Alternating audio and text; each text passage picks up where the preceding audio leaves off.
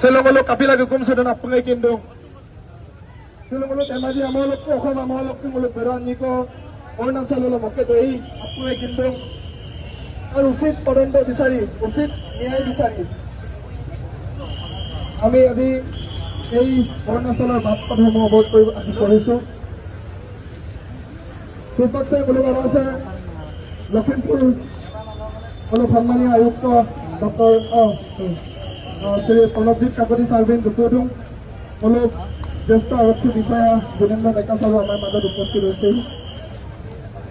আমি জিলা প্ৰশাসন তথা আৰক্ষী প্ৰশাসনৰ আমি অনুৰোধ জনাব বিচাৰিছো, আমি বিনম্ৰতাৰে ছাৰ আপোনালোকক অনুৰোধ জনাইছো যে অসমৰ যুৱকে যেতিয়াই কৰ্মসূত্ৰে অৰুণাচল প্ৰদেশত নিজৰ জীৱনটোৰ কাৰণে কৰ্মসূত্ৰে গৈ তাতে থাকে বা আমি এগৰাকী ভাৰতীয় মূলৰ মানুহ হিচাপে বিভিন্ন ৰাজ্যত বসবাস কৰাৰ আমাৰ মৌলিক অধিকাৰ আছে বা আমি তাতে কৰ্মসূত্ৰে থাকিব পৰা অধিকাৰ আছে।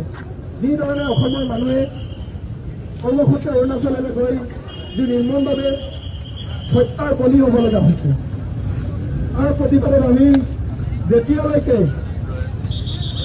অসম চৰকাৰ আৰু অৰুণাচল চৰকাৰৰ মাজত সুবিচাৰ বা আলোচনা হৈ অসমৰ যুৱক যুৱতীক অৰুণাচল প্ৰদেশত জীৱন সম্পত্তি নিৰাপত্তাৰ বিষয়ে যেতিয়ালৈকে সুমীমাংসিত নহয় তেতিয়ালৈকে TMPৰ এটা সিদ্ধান্ত লোৱা হৈছে যে কোনো কাৰণত অৰুণাচলৰ পৰা অসমলৈ ওলাই যোৱা বাটপথসমূহ বন্ধ কৰি দিয়াৰ আমি সিদ্ধান্ত গ্ৰহণ কৰিছোঁ। মংগেশনা মেগাম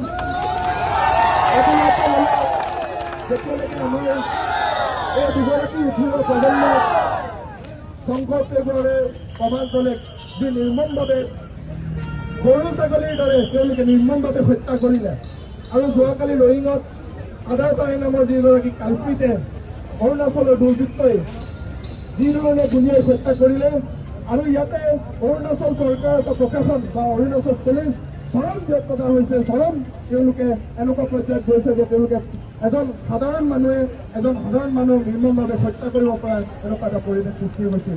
গতিকে আমি ইয়াৰ পৰাই TMMK তৰফৰ পৰা অৰুণাচল পুলিচক আমি ধিক্কাৰ জনাইছো, গৰিহণা দিছো, নিন্দা জনাইছো। গতিকে অনাগত দিনত যেতিয়ালৈকে আমাৰ এই যি অসমৰ যুৱকে নিৰ্মমভাৱে হত্যালীলা চলিব এনে কোনো কাৰ্যত আমি হাত-আপতি চাই বহি নাথাকো। আমি স্পষ্টকে কৈছো যেতিয়ালৈকে সুমীমাংসিত বিচাৰ যেতিয়ালৈকে আমি ন্যায় নাপাম, দুখীসকলক যেতিয়ালৈকে শাস্তি প্ৰদান নকৰে, ফাঁচি নিদিয়ে তেতিয়ালৈকে কিন্তু আমি অসম অৰুণাচলৰ পথসমূহ